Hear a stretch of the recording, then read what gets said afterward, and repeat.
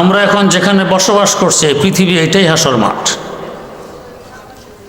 তবে এখনকার পৃথিবী তখনকার হাসর মাঠে তিনটি ব্যবধান থাকবে। একটি ব্যবধান, এখন আমাদের পৃথিবীর আয়তন 20 কোটি বর্গ মাইল। আমাদের কারোর আগমন ঘটে তো কারোর বিয়োগ ঘটে, এতে করে আমরা থাকার চলার জায়গা পাই। তখন তো সকল মানুষ, সকল জীব জানোয়ার একসাথে সমবেত হবে ওই মাঠে, জায়গা হবে কিভাবে?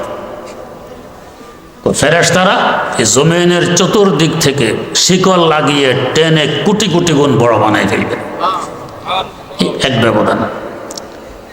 2 নম্বর ব্যবধান, এখন তো জমিন মাটির, তখন হবে তামার। 3 নম্বর ব্যবধান, এখন তো জমিন সমতল নয়, কোথাও আটলান্টিক মহাসাগরের তলা 9 কিলোমিটার গভীর, কোথাও হিমালয় পর্বতের চূড়া 29,041 ফিট উঁচু, তখন হয়ে যাবে সমান। 3 নম্বর ব্যবধান, এখন জমিন মাটির, তখন হবে তামার। ইনসাফের পাল্লার প্রতিষ্ঠা কোথায় করা হবে? বিচারালয়ের সামনে। বিচারালয় কোথায়? যে ময়দানকে আরাফার ময়দান বলা হয়, এটাই হবে তখন বিচারালয়। তবে এখন আরাফার ময়দানের আয়তন 12 বর্গ মাইল। তখন জমিন যে হারে বড় হবে, এই হারে আরাফার ময়দানও বড় হয়ে যাবে। এখানে একটি প্রাসঙ্গিক কথা, যদি কোনো আসামি এমন হয় বাস্তবে সে অপরাধী, সপক্ষে সাক্ষী নেই, বিপক্ষে মজবুত সাক্ষী আছে, হাকিম ঘুষখোর নয়, এ বেচারা বাঁচার কি উপায়? একমাত্র উপায়, যদি কোনো বাহানায় হাকিমের মন নরম করতে পারে। না, হাকিমের মন নরম করবে কিভাবে? হাকিমের ঘরে যাওয়া তো যাত্রার পক্ষে সম্ভব নয়। একটি রাস্তা আছে, সেটা হইল বারবার যদি লোকটি কোর্টে যায়, একসময় হাকিমের দৃষ্টি পড়বে, এই লোকটি কোর্টে কেন আসে? কৌতূহল হবে, জিজ্ঞেস করবে তুমি বারবার কোর্টে কেন আসো? এই সুযোগে ওই লোকটি যদি চোখের পানি ছেড়ে দিয়ে আবেগ সহকারে নিজের মনের কথা ব্যক্ত করে হাকিমের মন নরম করতে পারে, বাঁচতে পারে। আমাদের মধ্যে কে আমরা আছে যে আল্লাহ রাব্বুল আলামিনের হাসর মাঠের কোর্টের আসামি নই? আমার অঙ্গ পর্যন্ত আমার বিরুদ্ধে সাক্ষী দিবে। আল ইয়াউমা নাখতিমু আলা আফওয়াহিহিম ওয়া তুকাল্লিমুনা আইদিহিম ওয়া তাশহাদু আরজুলুহুম বিমা কানু ইয়াকসিবুন। আমার অঙ্গ আমার বিরুদ্ধে সাক্ষী দিবে, বাঁচার উপায় কি? আল্লাহ রাব্বুল আলামিন একটি উপায় বের করে দিলেন। যেহেতু তার দয়াময় আমাদের পিতা মাতা থেকেও কোটি কোটি গুণ বেশি, সুযোগ দিলেন, বান্দা বিচারালয়ে আসো, হজের মৌসুম, জিল হজের 9 তারিখ আরাফার ময়দানে।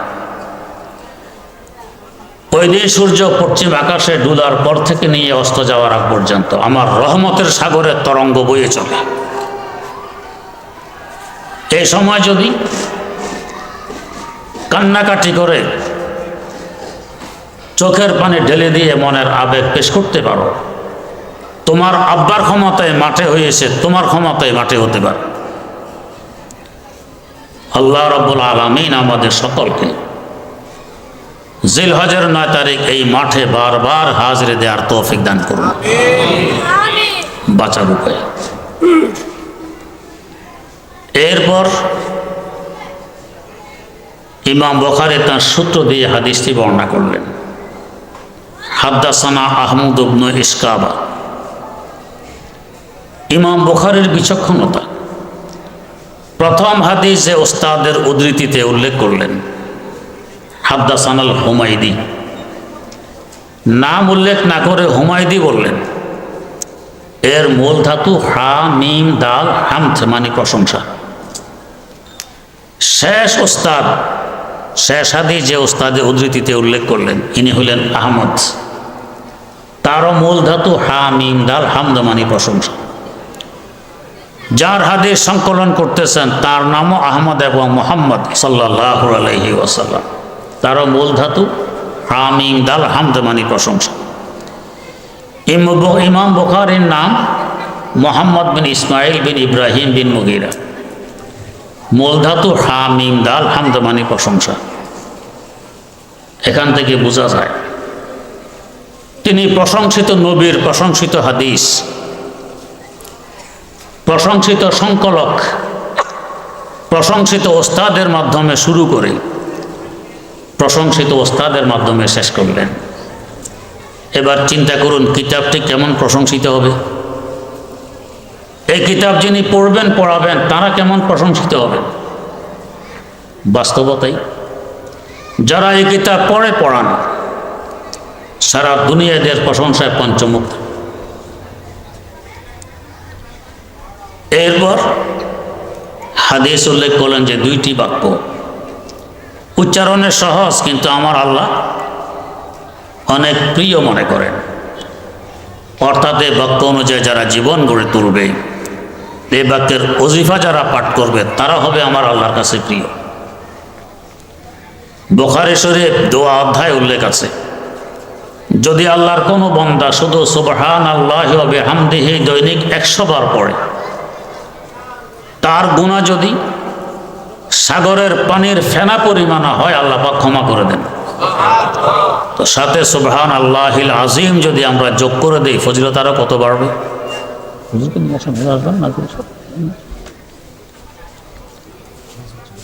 অতএব এই বাক্যটি আমরা বেশি বেশি পড়তে থাকি। পড়ার জন্য ওযু গোসলও শর্ত নয়, বসে বসে পড়াও শর্ত নয়।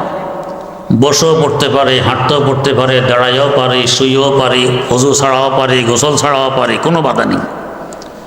হ্যাঁ, হাম্মামে পড়া নিষেধ, উলঙ্গ অবস্থায় পড়া নিষেধ, ময়লা আবর্জনার জায়গায় গিয়ে পড়া নিষেধ, গুনাহ অবস্থায় পড়া নিষেধ, বাকি সর্ব অবস্থায় পড়া যায়। বেশি বেশি করে পড়তে থাকি। এই দুটি বাক্যের ওজন হাসর মাঠের ইনসাফের পাল্লায় অনেক বেশি। কেন? ইসলামে কিছু কাজ করণীয়, কিছু কাজ বর্জনীয়।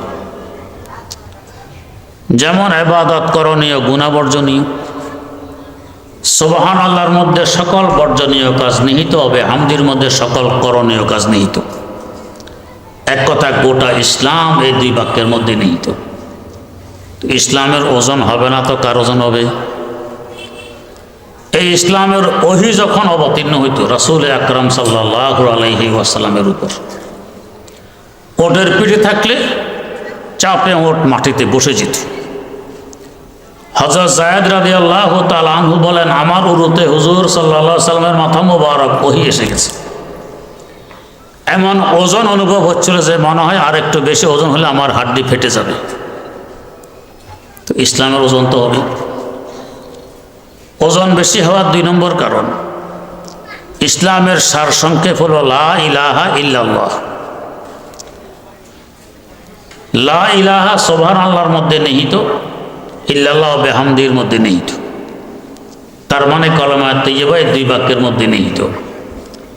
কালেমার ওজন অনেক বেশি, অতএব এই দুই বাক্যের ওজনও অনেক বেশি। 3 নম্বর কারণ, কিছু গুণ আছে থাকা গুণ, কিছু আছে না থাকা গুণ। আমার আল্লাহ উভয় ধরনের গুণে গুণান্বিত। থাকা গুণও গুণান্বিত, না থাকা গুণও গুণান্বিত। সত্যতা থাকা গুণ, ওমান আসদাকু মিনাল্লাহি কিলা, আমার আল্লাহ থেকে আসত্যবাদী কে? জুলুম না থাকা গুণ, লাইসা বিযাল্লামিল লিল আবিদ, তার মধ্যে কোনো জুলুম নেই। তো না থাকা গুণ যেগুলো, এগুলো সুবহানাল্লাহ দিয়ে বোঝানো হয়েছে, থাকার গুণগুলো বিহামদি দিয়ে বোঝানো হয়েছে। এক কথায় আমার আল্লাহর সকল গুণ এই দুই বাক্যের মধ্যে নিহিত। অতএব আমার আল্লাহর গুণের ওজন হবে না তো কিসের ওজন হবে? তাই এই দুই বাক্যের ওজন হবে অনেক বেশি। ইমাম বুখারী রাহিমাহুল্লাহু তাআলা বিসমিল্লাহির রহমানির রহিম দিয়ে কিতাব শুরু করলেন। এটা একটা তসবিহ। মুসলমান প্রত্যেক ভালো কাজে বিসমিল্লাহ পড়ে। প্রত্যেক ভালো কাজে বিসমিল্লাহ পড়ে। তিনিও তাসবিহ দিয়ে কিতাব শুরু করলেন, সুবহানাল্লাহি ওয়া বিহামদিহি সুবহানাল্লাহিল আযীম, আর এক তাসবিহ দিয়ে কিতাব শেষ করলেন। তাসবিহর গুরুত্ব বুঝাইলেন। তাই মুসলমান চলতে ফিরতে উঠতে বসতে হাদিসে বর্ণিত দোয়াগুলো এবং তাসবিহ ইত্যাদি সবসময় আমলে রাখবে। এতে করে মুসলমানের আমল নামায় অনেক সওয়াব উঠবে। তাসবিহ পাঠ করতে কোনো কষ্ট হয় না। একটু মুখে পড়লাম, মানুষ মুখে কত আজে বাজে কথাবার্তা বলে, সওয়াব তো নেয়নি, অনেক সময় গুনাহ হয়ে যায়। এর পরিবর্তে তাসবিহ পড়তে থাকে, আমল নামার সওয়াব উঠতে থাকবে। যে তাসবিহ দিয়ে তিনি শেষ করলেন, হাবিবাতান ইলার রহমান, এই তাসবিহটা দয়ার সাগরের কাছে অনেক বড় প্রিয়। ইলাল্লাহ বলল তো চলতো, আল্লাহর কাছে প্রিয়। তা না বলে বললেন কি রহমানের কাছে প্রিয়। কারণ আলোচনা চলতেছে হাসর মাঠের, এখানে রহমানের রহমত ব্যতীত কেউ নাজাত পাবে না। আমরা তো আমল করি, আমরা আমল কতটুকু করি? বেশি থেকে বেশি দৈনিক 5 ওয়াক্ত নামাজ পড়ি। 5 ওয়াক্ত নামাজে ওযু সহকারে সুন্নত সহকারে নামাজ পড়লে বেশি থেকে বেশি এক ওয়াক্তে আধা ঘন্টা লাগবে, এতটুকু লাগে না। আধা ঘন্টা যদি ধরি, 5 ওয়াক্তে 2.5 ঘন্টা, 24 ঘন্টা থেকে 2.5 ঘন্টা বাদ দিলে আর 21.5 ঘন্টা। 21.5 ঘন্টা কি করি? ইবাদত তো করি না, গুনাহে লিপ্ত থাকি অনেক সময়। 2.5 ঘন্টার ইবাদত দিয়ে আমি জান্নাত পাবো? আশা করা যায় না। তাই হাকিমুল উম্মত মুজাদ্দিদুল মিল্লাত হযরত শাহ আশরাফ আলী থানভী रहमतुल्लाह अलैह लिखेছেন, अगर अल्लाह मियाँ हमें जहन्नम में भेज दे आइन इंसाफ होगा, अगर जन्नत दे दे तो आइन एहसान होगा। আল্লাহ পাক যদি আমাদেরকে জাহান্নামে পাঠিয়ে দেন, তার ইনসাফ হবে, জুলুম হবে না। জান্নাত দিলে তার অবদান হবে। কেন?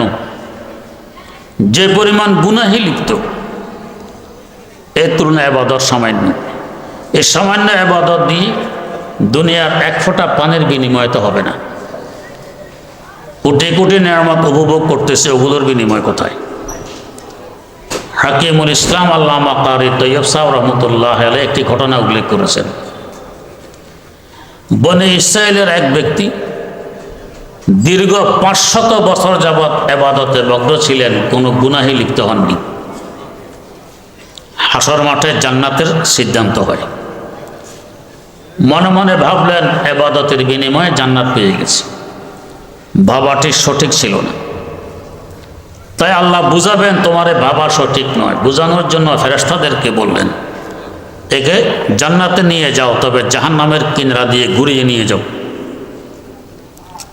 জাহান্নামের কিনারা যখন আসলেন, জাহান্নামের তর্জন গর্জন ভয়াবহ আযাব দেখে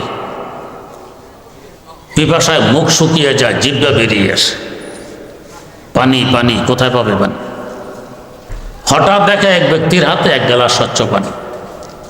দৌড়ে গিয়ে ধরবে, পানি দাও, আমি পিপাসু। আমি তো পানি এমনি দেই না, বিক্রি করি। কিসের বিনিময়ে? নেকির বিনিময়ে। নেকি তো আমার কাছে আছে 500 বছরের। তো কত দিবে, কি পরিমাণ? সারা জীবনে 4 ভাগের 1 ভাগ নেকি দিব। কয় না, এত সস্তায় দিব না, অর্ধেক দিব, এত সস্তায় দিব না। জিহ্বা ঝুলে যাচ্ছে, জীবন বেরিয়ে যাচ্ছে পিপাসায়। 4 ভাগের 3 ভাগ দিব, এত সস্তায় দিব না। ধৈর্য আর সম্ভব নয়, বলে ফেললো সব নেকি দিয়ে দিব, তারপরও পানি চাই। আওয়াজ আসলো, বন্দা, মাত্র 1 গ্লাস পানির বিনিময়ে 500 বছরের সব নেকি দিয়ে দিয়েছ। পানি তোমার হাতে আসবে কিনা এখনো তুমি নিশ্চিত নও। দুনিয়া থাকাকালীন কত হাজার গ্লাস পানি ব্যবহার করেছে, ওগুলোর বিনিময় কোথায়? তো দুনিয়ার নেয়ামতের বিনিময় তো আমরা ইবাদত দিয়ে দিতে পারবো না। জান্নাত কিসের বিনিময়? রহমতের বিনিময়। তাই ইলা রহমান, ইলাল্লাহ না বলে রহমান বলা হয়েছে। আল্লাহ রাব্বুল আলামিন আমাদেরকে তার রহমতের ভাগীদার হওয়ার তৌফিক দান করুন। হযরত এসে গেছেন, বয়ান করবেন। সুবহানাল্লাহি ওয়া বিহামদি, সুবহানাকাল্লাহুম্মা ওয়া